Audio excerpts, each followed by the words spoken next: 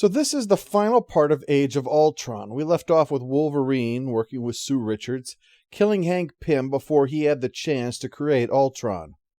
This seems the only way, since the trip to the future to fight Ultron never got past Phase 1, Arrive in the Future. Sue is still upset over what happened, and I will say that she is an inspired choice to pair up with Logan. The two characters are just so night and day in every way. It creates a situation where she and he both agree on a necessary evil, even if only for a moment, which is really the high watermark of the series. Although then again, it has frequently disappointed me, so I suppose that's not saying much. As they return, she can't help but wonder the effect of killing both a superhero in the prime of his career and also ensuring that Vision will never be created. Let us have to see when they return to the present. So they arrive, finding remnants of a battle between Kree and Skrull ships in the Savage Land. Iron Man armor-equipped troops called Stark Guard, and New York is surrounded by helicarriers. While that's ominous, what's really worrying is getting shot out of the sky by the Defenders, including Doctor Strange, the Hulk, the real one, Wasp as Captain Marvel, a clearly damaged Captain America, and the Thing too. Plus, Cable is actually Cyclops, Star-Lord is here on Earth, plus Wolverine himself. The Defenders think they're Skrulls or some other deception, and so a fight breaks out, leading to the amusing moment of Doctor Strange's spell being disrupted by getting hit in the face with a trash can lid. And after the fight with his Defender self, Logan confesses that this reality cost him his soul, a subtle touch that things weren't as easy for Logan as might have been implied. That'll be important in a little while. He's taken out, and the fact that he and Sue don't turn back to Skrulls says that there's something else. And all this activity has drawn Tony Stark's attention, who is apparently the big boss of this reality. I can't talk about this issue without the need to compare it to how all this started back in Age of Ultron #1. It's just such a stark difference between the two approaches despite being written by the same person describing the same kind of situation. We need to be brought up to speed, and quickly, on the state of things. In issue #1, we are hit with a devastated, robot-controlled New York. But then it's mostly a Hawkeye saves Spider-Man from some second-rate villain story. Here, hints are dropped, layers are peeled away, until the shocking moment of our heroes appearing very different from the people we know them as. We don't have answers, but we have had forward motion. We've had engagement. We've had something to draw us in and make us wonder. The alternative is to emphasize atmosphere. That would be perfectly valid too. The problem is we don't have atmosphere. We have page after page of gutted neighborhoods. That's not the same thing. While issue 7 can only exist in an altered reality, most of what happens in issue #1 could have been in the present Marvel Universe. It's Hawkeye rescuing Spider-Man from a basement guarded by street-level crooks before it gets demolished. If you want to show a place where heroes are broken and have lost hope, you don't have Hawkeye fight Hammerhead and the Owl. He can do that any other day. Have him fight heroes, unpowered heroes like himself to be at his level, but who for their own reasons have done this and would kill to stop Hawkeye from the rescue. But no, the end of the world came, and for Hawkeye, it was fucking Tuesday. I know I may be belaboring the point, but the start of this series gets so much praise, and for the life of me, I can't fathom why. I mean, I don't want to say your personal views are wrong, but I hear what people say and just can't fathom how they arrived at those viewpoints. And any criticism they make of people like me who hate it could not be more wrong. Like, I can't handle a bleak, hopeless world? Please.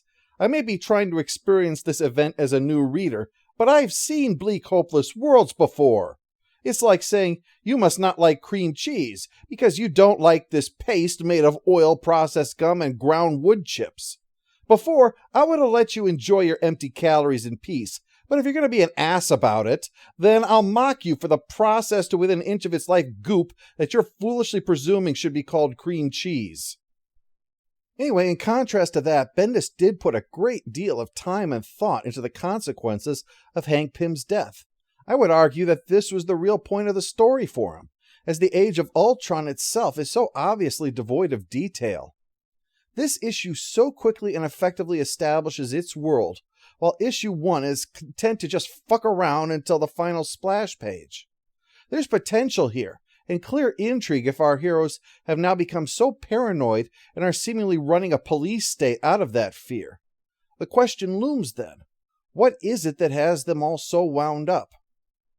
The next issue is a tie-in, Avengers Assemble number 15.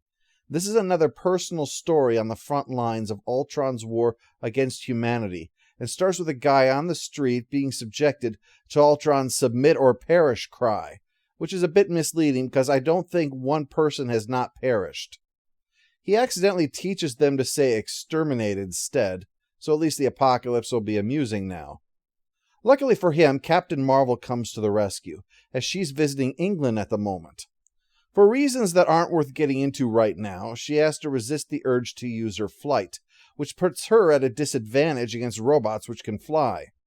By the way, it's hilarious to me that to read this, I had to sign in and click the CAPTCHA, which was ticking a box that said, I am not a robot, apparently to make sure Ultron wasn't trying to figure out how the Avengers would eventually defeat him. Probably not, it just feels like some weird Mobius stripped down a wormhole thing where, in order to read about a world where robots dictate the behavior of humans, there is a robot demanding all humans prove to this robot that they are not in fact robots. Anyway, Captain Marvel saves the guy and brings him to the museum, which is protected by magic relics from Ultron's forces for now, and it turns out this guy used to be a sorta superhero named Computer Graham, who went into primitive computer games and stopped bad things from getting out back in the 80s. With Captain Britain on hand, the few other heroes are going to band together to try to save Britain, since when that's your name, it's kind of your job.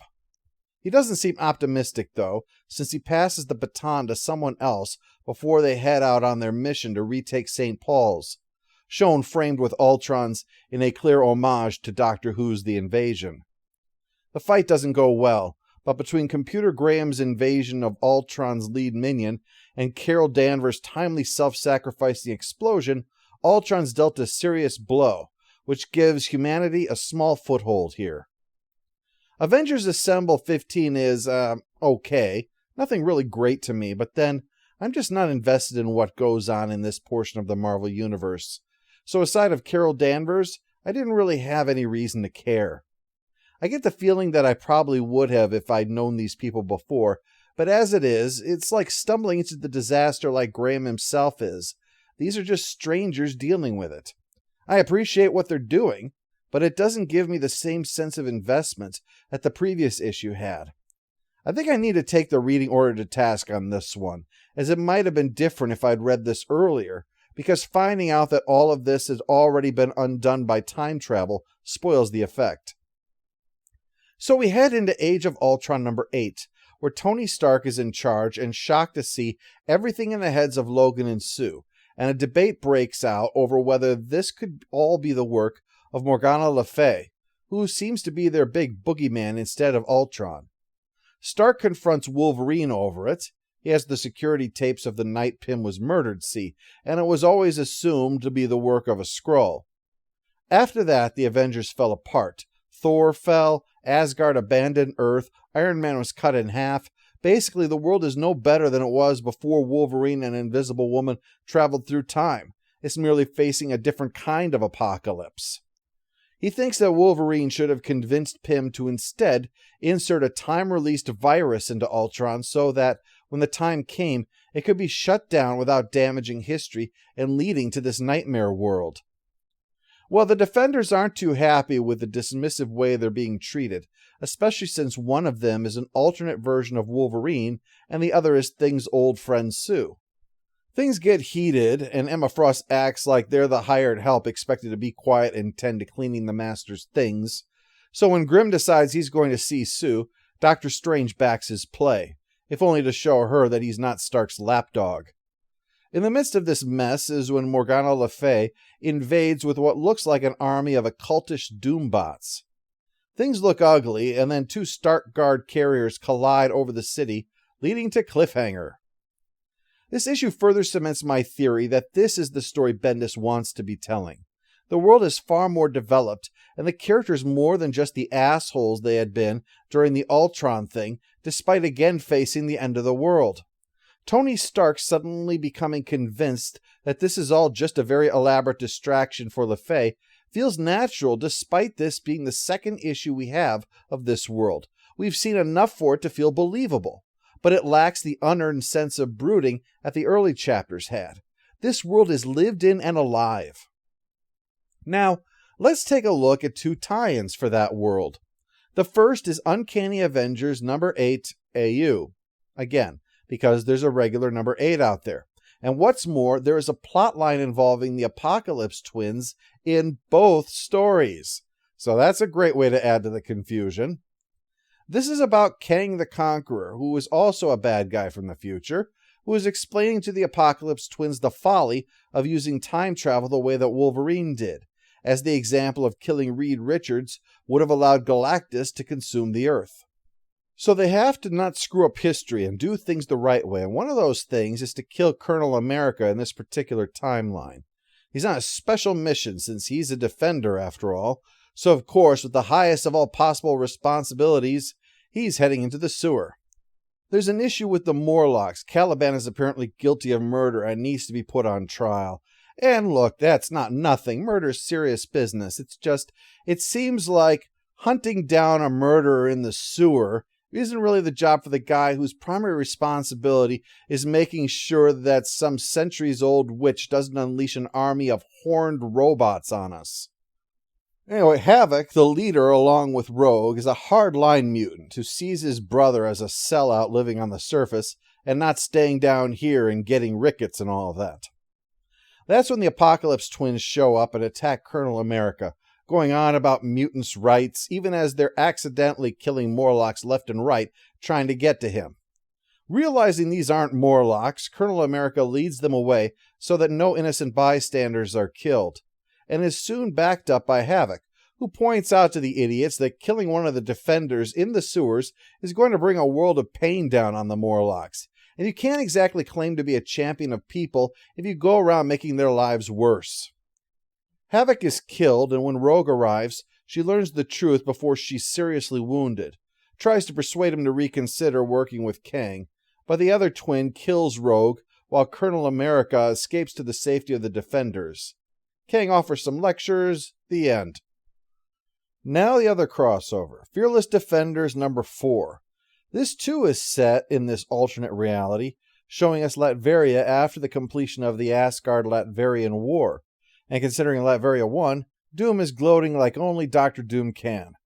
Hippolyta, it turns out, is also a member of the Defenders.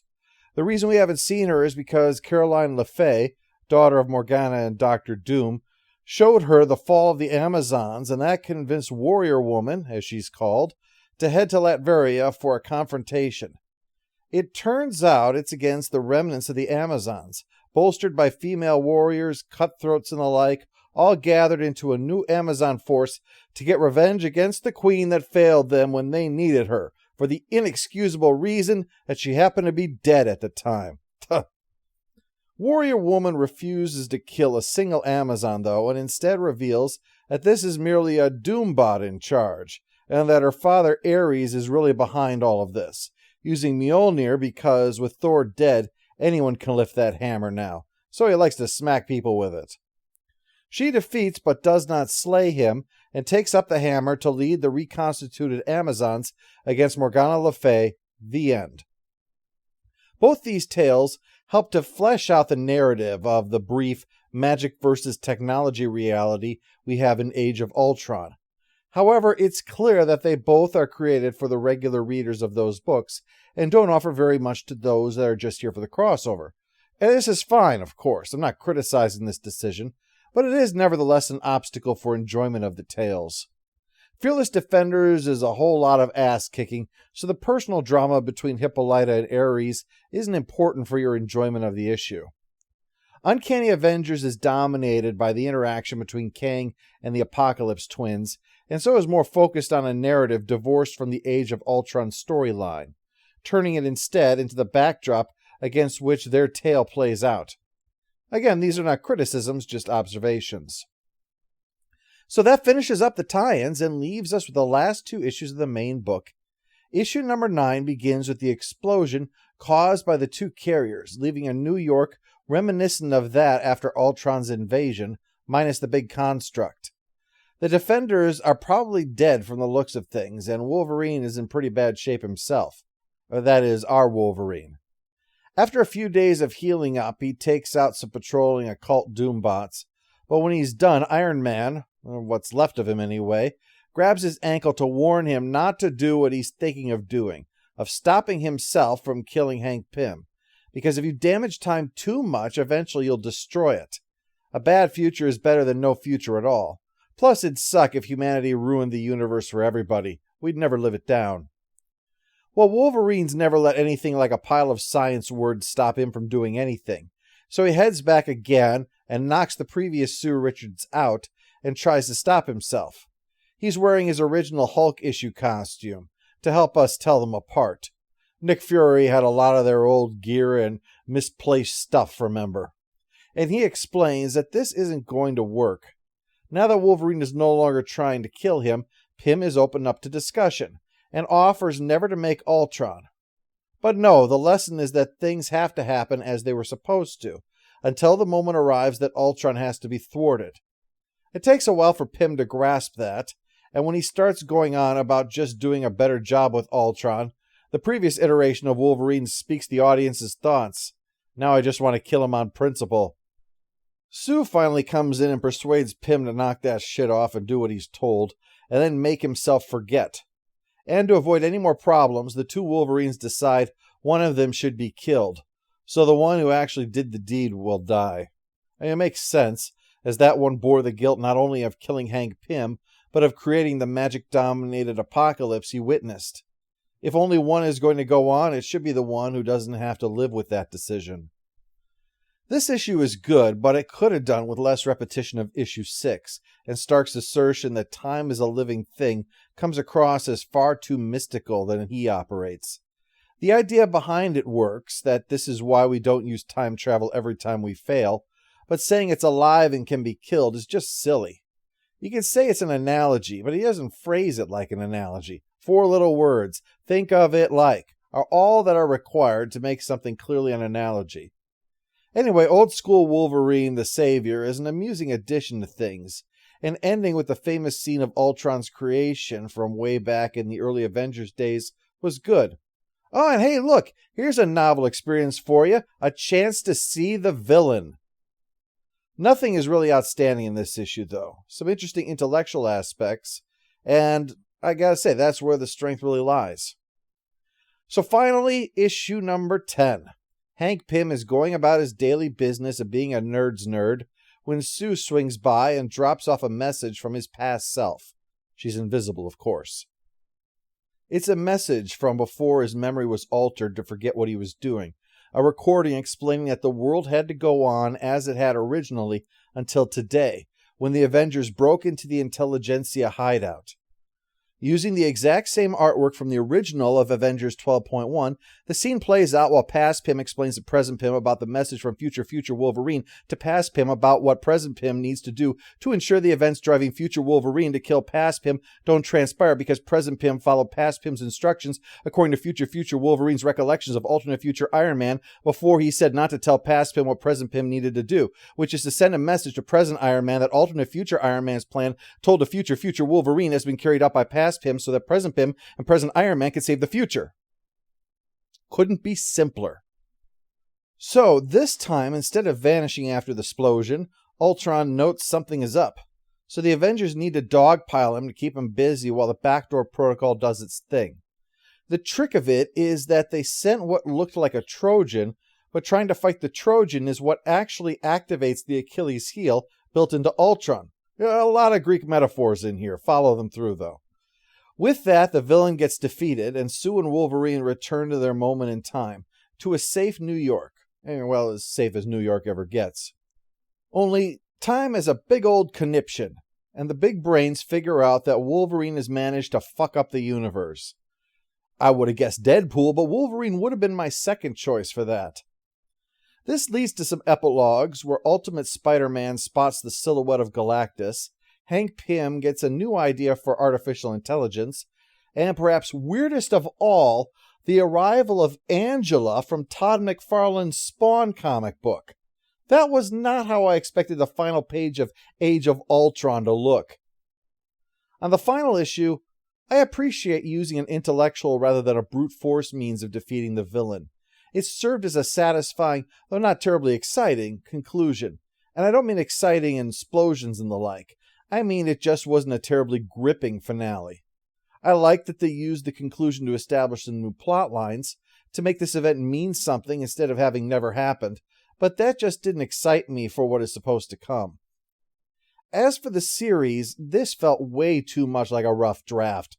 Almost like Bendis was so sure it was going to be a hit, he didn't put in the time needed to tap into its full potential. The story about unfeeling machines was, ironically, frequently incapable of generating emotions in me. I can't emphasize enough how disappointing the early part of the book was, and not because it's grim, because it's dull. The robot apocalypse itself is not enough to actually make this engaging. You have to make use of it in some way.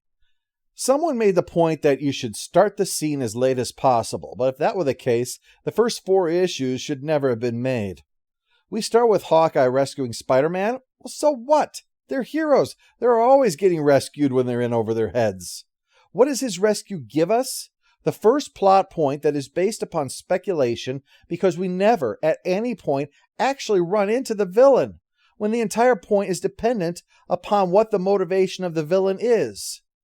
And what kind of series is it where the only time the title character appears is on the cover of the first issue? The only time Ultron shows up inside of the actual book is in the past. Never in the present, never in the future.